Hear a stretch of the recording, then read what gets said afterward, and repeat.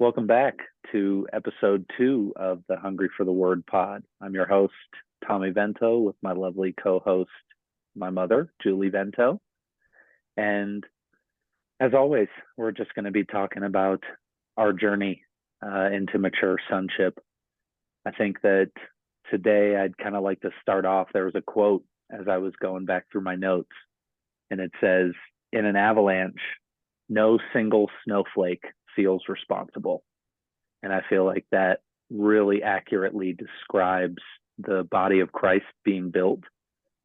Excuse me, as though it's it's more than any of us being needed, and yet all of us are needed at the same time. So I think we have a tendency to pick one of the two extremes. There's sort of this spotlight syndrome where we think that it is all about us, and that if we don't get everything perfectly right, if we don't do exactly what we're supposed to do, then God's plans won't they won't come true, or whatever.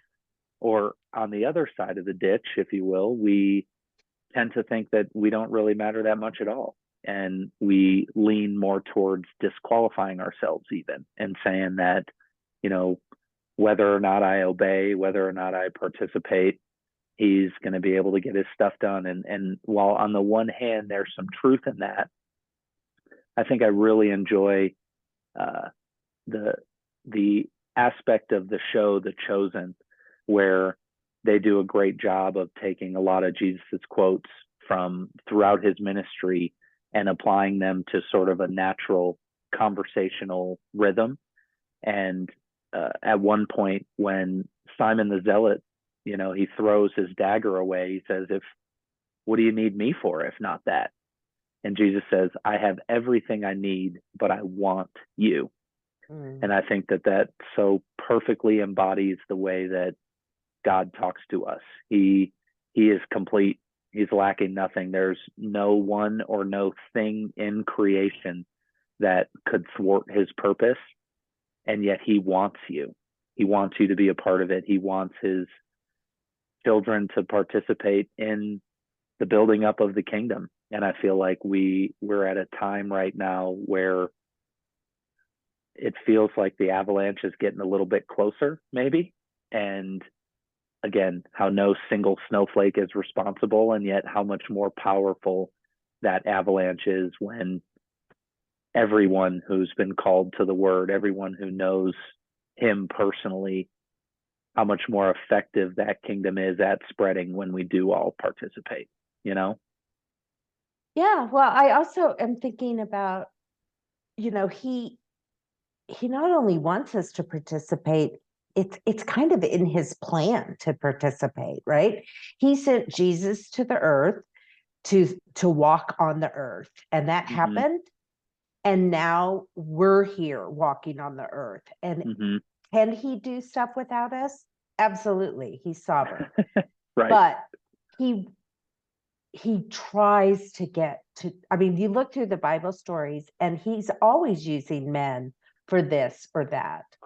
Mm-hmm. You and I've laughed about it before, but why is there 400 years before the end of the Old Testament and the New Testament? Well, it took 400 years to find Mary, you Right. know, Right. that Right. could, be the one to bring the Messiah in. Mm-hmm. So, Totally.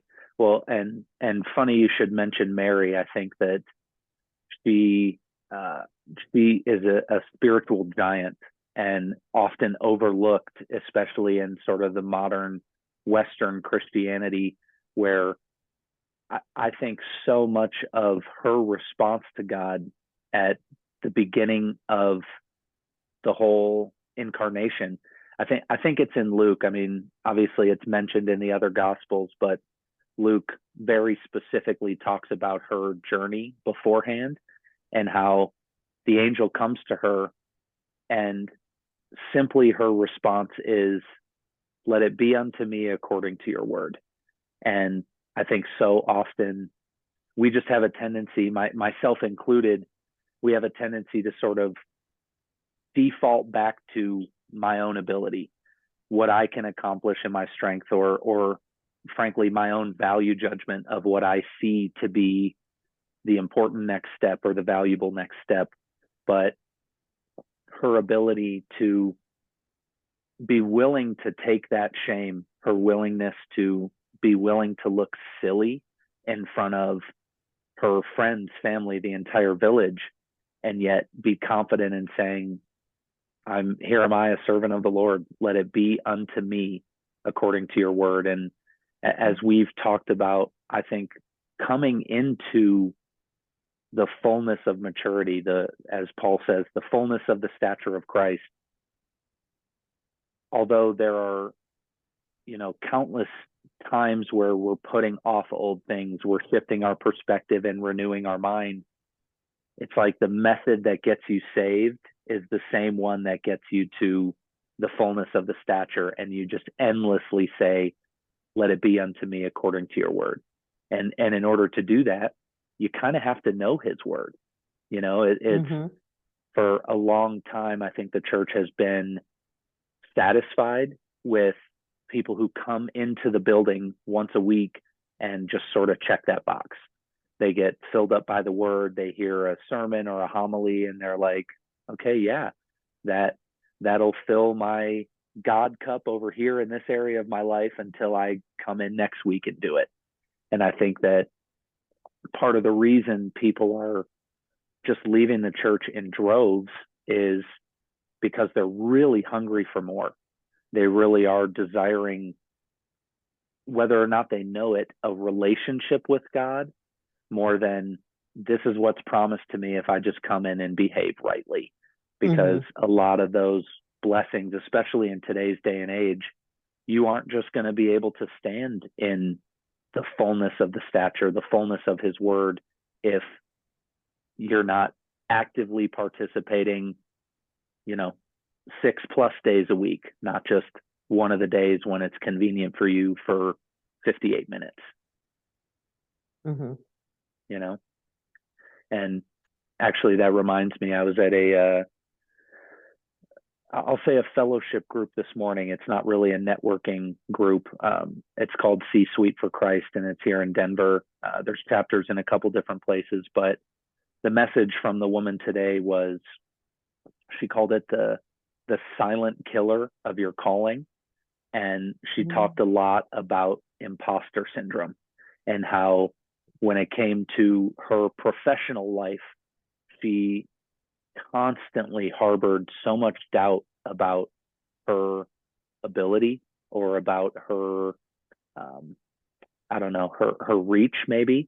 And yet it took her almost 2 decades, she said. It was about 20 years total between when she first set out in this way into coming into a place where she's like, I'm done disqualifying myself. Like, the old adage, fake it till you make it. It's like, everyone does, what I mean? And I don't mean to glorify faking it, but I think even the term faking it comes from sort of a human value system where, oh, you're a fraud, you don't actually know what you're doing. Well, does anybody know what they're doing until they're doing it pretty consistently? And so I love that idea of, even for you and I recording this podcast, or for other avenues of my life where I'm just sort of going back to being a beginner, that rather than disqualifying myself and saying I'm not worthy or I'm unqualified or whatever it is, just get after it. Just try something, just do something new, and be willing to walk on the water, as it were, and know that sometimes walking on the water means you're going to sink. I think about that story with Peter, and it would have been really easy for when Jesus says, ye of little faith, it would have been really easy for Peter to be like, what about the other 11 guys? Like, they didn't even get out of the boat, Exactly. And yet I think the proper response is in recognizing that your willingness to get out of the boat and walk means that you're willing to experience some friction. You're willing to grow. And although we might call it failure, when God says that you'll succeed in everything you do, he doesn't mean you won't learn lessons. And what we often call failure is really just a lesson. And I think that you can ask anybody who has reached sort of the pinnacle of success in their field or financially or in their life, and they'll tell you that the master has failed more times than the novice has even attempted. And so I think that that's something that I'm really trying to live by a lot more. Like, fail harder, fail forward, be willing to walk on the water and sink in, knowing that when you sink, it's him who pulls you out, that you're not alone, you're not going to drown. And I just love that message today, because it kind of convicted me a little bit. And we even talked before we got on here about the difference between conviction and condemnation. And to me, condemnation is when you feel badly about yourself and it stops there. Whereas conviction is, you sort of feel almost a spurring. You feel bad about yourself, but it's not from a place of, oh, poor me, I guess I won't try then. Conviction is, oh, wow, yeah, I recognize that truth, and that's not his truth. So I want to stand in his truth instead. Yeah, when you can untie your value from your performance or from your or your identity from your performance or from how you do it, it's easier to have missteps Totally. if it's not if it doesn't crash who you are every single time. Right. So I think that's a great way to put it. And another quote I'm reminded of is, uh, destiny is not a room, meaning it's not a finite specific location that you arrive at. Destiny is the tree. And every decision you make throughout the course of your life is part of the body of that tree. And if you walk out in the forest, you don't feel any emotional attachment. You know, you don't look at a tree and say, oh, wow, that's kind of shaped like this, it should be like that instead. Or you don't look at a flower and, well, that flower's nice, but you just sort of appreciate these things for what they are. And yet when it comes to humans, for ourselves and people in our lives, we almost throw that out the window. And we have an idea in our mind of every single angle that this tree should sit at, every leaf, every nook and cranny and branch, how it should look.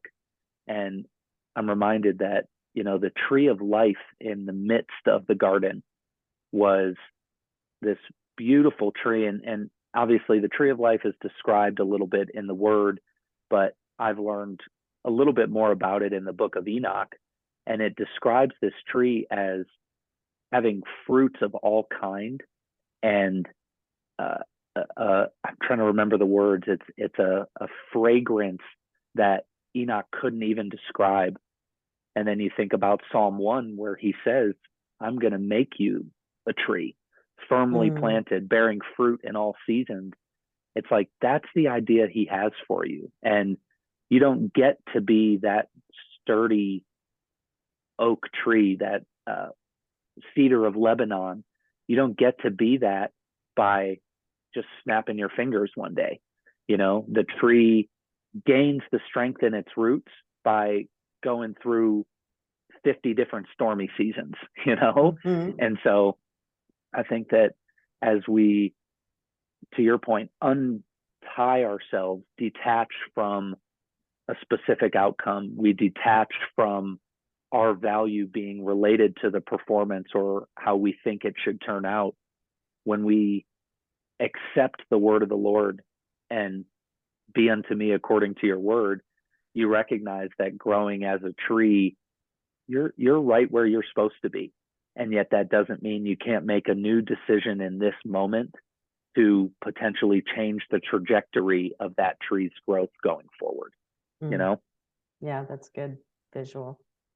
And a second thought on that, not to, I'll say ramble on if you had another thought, but the idea of the butterfly effect. You know, we we can acknowledge, and every time travel movie will tell you this, that if you were to go back in the past, something as little as stepping on a butterfly's wings could just drastically alter the future. And while we kind of accept that and even consider it to be true, we often forget that sitting here in the present, the tiniest decision you make will drastically alter the future.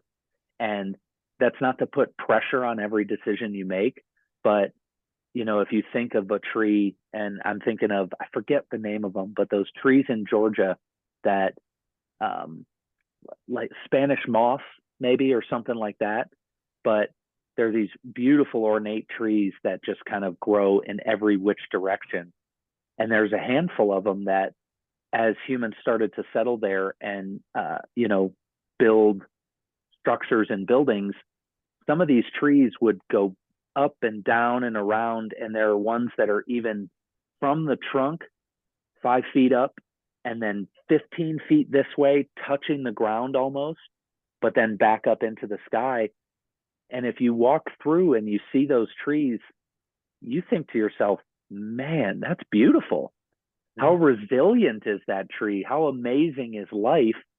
And yet you, again, don't see yourself in the same way. And I think that we, again, myself included, tend to disqualify ourselves thinking, well, I'm here and I'm stuck. I'm $10,000 in credit card debt. I'm on my third marriage. I'm this, that, and the third. I've screwed up all the 4 different companies that I've tried to start up to this point in my life. And we use that as evidence for who God is and who we are. We almost indoctrinate ourselves based on what we see and what we think we know, rather than recognizing that how beautiful is the story of triumph. How many times have you heard about the woman who was like 86 years old and graduated college because she couldn't start it for the first 83 years of her life, and then she did, and blows the doors off of it. And she's not going to college because she needs a degree to get a job. She's doing that at that point, that this is just part of her story, part of her overcoming. And I'm reminded constantly that in the heat of the moment, it's like that one author where he writes this book, and there's a scene where he's getting chased by a bear, and he goes to the conference where he's published this book, and people are like, oh my gosh, that scene with the bear, I loved it. I couldn't set it down. It was just amazing. And he's like, let me tell you something. I hated it. Every second of running from that bear was miserable, but it makes for a good story. And I think we tend to forget that as we're walking through our season of perhaps running from the bear, where you're in a stormy season right now and you think, this is brutal, I can't wait for it to be done. And doing that removes you from really soaking in all the beauty and the grace that you can in this stormy season, so that when the stormy season passes, you have the fullness of the growth from that season, Yeah, that's good. Yeah, I so many times we do situation or circumstantial doctrine. Like we say, because I failed 4 times starting businesses, I must not be a businessman. Or, we take our experiences and try to create doctrine, as opposed to the other way, which is doctrine's doctrine, and then Yep. we can kind of use our circumstances to reflect on the truth, but don't use your circumstances to create your doctrine. Right. It's an inside out job, not outside in. Yeah. And it's funny, I think, to sort of continue, I suppose, with the tree metaphor. This episode could be called the tree episode, but you and I have talked before, those I think it's the redwoods or the sequoias, that giant tree in California, where it would take 7 to 10 adult humans who put their arms, you know, as wide as they can go, and fingertip to fingertip, it would take 7 to 10 of them just to hug around the base of the tree. And I think one of the analogies that I love from that, or a metaphor maybe, is that God is perhaps himself the tree of life. It's him who's just this giant tree at the center of all existence. And there are 8 billion people in the earth today. And part of that is because it would take 8 billion people standing fingertip to fingertip just to be able to wrap around his glory. And even then, it probably wouldn't be enough. Yeah. But the point of that is all 10 people who are around this redwood tree, they all are looking at the same exact tree. And yet each one of them would describe slightly differently what it is they're seeing. You know, whether it's the bark right in front of them, or maybe an animal up in the tree above them, maybe certain branches or certain leaves. And I think part of the reason that there's so many denominations of Christianity is people are standing in their specific place looking at the tree and are convinced that this is the entire tree. You have to see it the way I see it.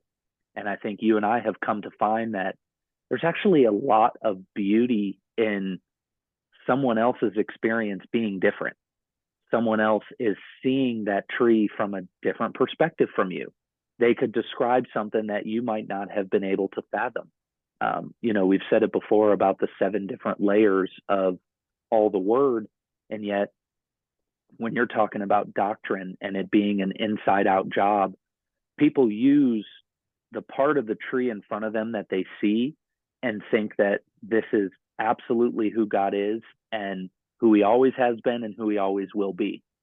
And yet I think to come to God without any assumptions, without any presuppositions of who he is, and be willing to let him tell you who he is and show you who he is, you'll end up not only seeing more of that tree from your vantage point, but he will bring people into your life who can describe all the vantage points of the tree. And, you know, we tend to seek out people who think the same way as us. And in a lot of ways, from I'll say a coexisting standpoint, that does make life easier. And yet, if you recognize that you in your lifetime will never be able to fully grasp the glory of the Lord, and you delight in the fact that you could surround yourself with people who are experiencing differently, who see him differently and have had not only different life experiences, but different testimonies, it all tells of the same glory, even if it's from a different perspective, a different language, a different life. Yeah. I'm thinking of the polarized thinking, black and white thinking, to the multidimensional, holding more than one truth in your heart loosely. Because we are multidimensional. Like, I mean, and I think that tree description is beautiful, and how it is. There can be levels of truth. Yeah, truth is not polarized. There are, and I think that's, as you're approaching the word, you really have to understand that in a mind, it's very polarized. The ego tries to do black or white. But as we read the word and allow it to come into our spirit, into our heart, there's room for 2 seemingly different truths to be true at the same time. And absolutely, that allows us to what the Bible calls understanding, to walk in understanding. Totally. And it's funny too. I mean, we can readily accept the fact that hot water and cold water are both water, but our ego, it's like it blocks out the ability that these 2 things could coexist. And there was that book, it's called The Universal One, and it's pretty challenging to get through. It's I don't remember what time frame exactly it's from, but essentially the whole thing is a proof. You remember from geometry class, a proof is Mm. like how you get from one place to the next. And yet he's making this argument of the universal one, which of course is God. And he gives the example of as a ship passes through the ocean, it churns the water and it makes a wake. And if you look just behind a ship, there's this white frothy foam, and yet it's water. And you don't look at it and say specifically that's water, but it's all water, even if it's in a different form. And I think we've both come to see that his teaching is, you could almost call it spiraled teaching, because as you weave your way around his holy mountain and go up it, you might be standing in the same place that you thought you were standing in before, and yet you're a level higher. You have a deeper understanding, and you have an understanding of what the other side of the mountain was like on that same level. And to be able to rest in to seeming paradoxes, that the God who loves infinitely is also able to not love codependently and just Mm. meet where you are. And if you have a broken definition of love, if you come from, you know, the Hollywood side of love where you're thinking, oh, you complete me, he wants you to be just like him, which is to recognize your completion because he's already in you.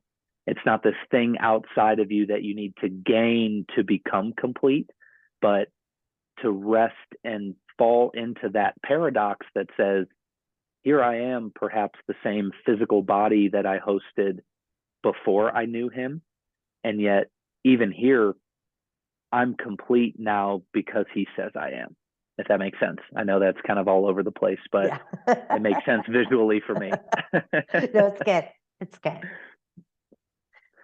um, but yeah, I think I keep coming back to some of those nature analogies and metaphors for who and how he is, and I think it's maybe a good one to end on, as far as the knowledge of good and evil was fruit also from a tree. And I think that when we read Genesis, we have a tendency to just read it so linearly. But part of what I take away from it is this Adam and Eve, who were walking with God for who knows how long, it seems really unlikely to me that a snake who slithers up to them is able in 10 minutes to convince them to disobey God's word.